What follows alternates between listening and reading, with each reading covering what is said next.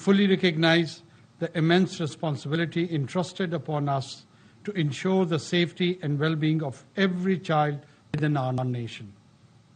This responsibility is one that we approach with utmost gravity and acknowledge that it necessitates the collective effort of all stakeholders involved. Our commitment to the protection of our children stems from our profound understanding that they are the bearers of our nation's future. Today, I extend my heartfelt congratulations to the Ministry of Human Rights and the Zainab Alert Response and Recovery Agency, ZARA, for their unwavering commitment and tireless endeavors in spearheading this pivotal initiative. I am confident that this initiative will serve as an impregnable fortress safeguarding the precious children of Pakistan. The timely issuance of alerts pertaining to missing and abducted children will undoubtedly facilitate our dedicated law enforcement agencies in their relentless pursuit to swiftly recover these innocent souls. On this momentous day, we firmly believe that every child deserves a nurturing environment, access to quality education, health care, and the opportunity to develop their full potential. The Government of Pakistan remains steadfast in its dedication to upholding the United Nations Convention on the Rights of the Child, ensuring that the rights and well-being of our children are safeguarded at all times. By empowering our children and advocating for their rights, we are building a stronger and more equitable society where every child can thrive and contribute meaningfully to the progress of our nation. Thank you, distinguished guests, for your unwavering support and unwavering commitment to this noble cause. Well, along with this, which I had to narrate what was written, and it is one of the official commitments that you are supposed to do and say things in that role. But when I was thinking about this Universal Child's Day, the children of Gaza was coming to my mind.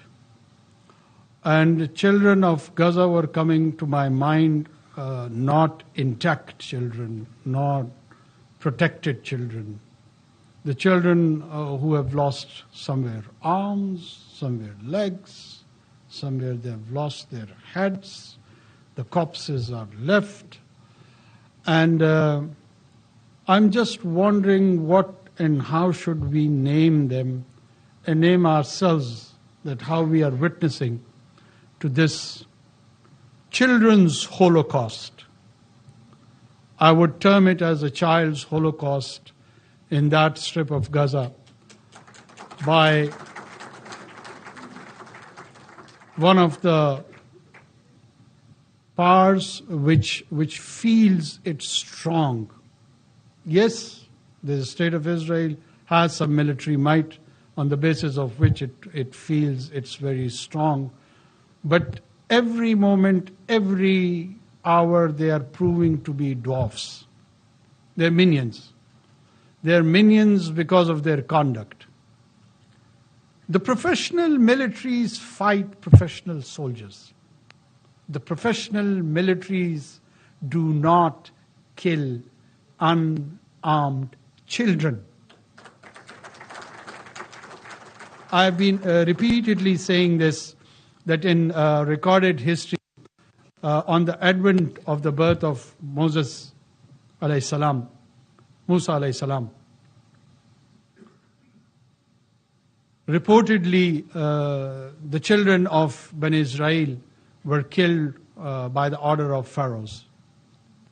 And ironically, the people who claim to be the followers of Moses, after 2 millennia, they are following the footsteps of pharaohs rather than Moses. And that killing, senseless killing, is the one of the biggest challenge, be it the Convention of Children Rights, Human Rights, Women Rights. You just multiply it with all the adjective and the nouns of all the rights. I think so. United Nations is losing its sense of purpose. I think so. The international community is losing its sense of calling itself responsible nations and governments. This appalling and atrocious act has to end. I would repeat it again. This children's Holocaust has to stop, and it has to stop now.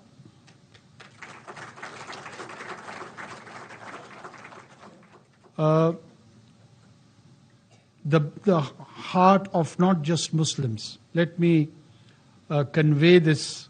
Yes, we are not apologetic about our identity as Muslim. We are Muslims. We are Muslims, and this is a pride which we take for last 1400 years. We are the continuation and the conclusion of Abrahamic faith. But whatever is happening in Gaza is beyond religion. Any decent human being. And the latest figure gives us that there are around 8 billion.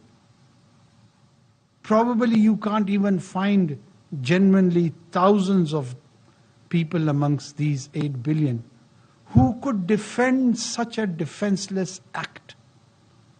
So the majority of mankind is on other side. From diversified faith, from the diversified background, everyone, men, women, children, elderly, young, are condemning this brutal act, and it should remind us that on this Children's Day, those children of Gaza, we are honestly ashamed of you. I can't look into the eyes of my own son. I feel helpless. I feel helpless because there are implications when we think to respond to such challenges. But let me remind anyone and everyone who's listening to this. These gory images in this age and time of new technology, this is no more a written history. They should not forget. Now it has turned itself into pictorial history. These images would be reproduced, bring back to life after not just a century, rather even a millennia. It would be part of the collective memory of people of different identity groups, and it would lead for the conflict of the future causes of the future conflict. It will not resolve the conflict. It is given birth and giving birth to many more. Probably people are not responding now. Who can guarantee that this behavior will not radicalize within a decade, 2, 3, 5 century? Nobody can. All we pray, and we are trying, along with our global partners on the platform of OIC and others, to raise and pressurize the Western Hemisphere, led by particularly the United States of America, that some sort of rationalization happens, some sort of sanity prevails, and immediately this war should come to an end, and the cessation of violence is an immediate target. This is not justice. This is a just, immediate need and requirement. We are not saying that justice would establish when they would have a ceasefire. No, not at all.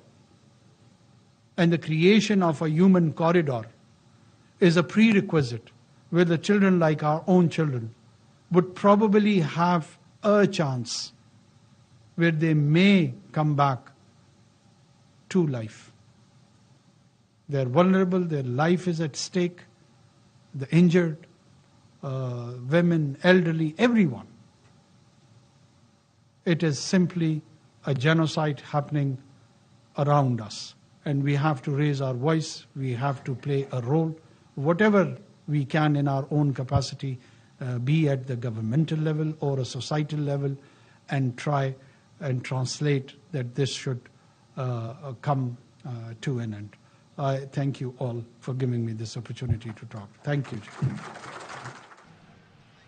बच्चों के आलमी दिन के हवाले से तकरीब से वज़ीर-ए-आज़म अनवारुल हक काकड़ खिताब कर रहे थे। उन्होंने कहा कि पेशावर फौजें बच्चों का कत्लेआम नहीं करती। अक़वाम मुत्तहिदा इंसानी हकूक़ के मामले पर अपने मक़ासद से हट रही हैं। फ़लस्तीन में जारी बर्बरियत फौरी ख़त्म होनी चाहिए।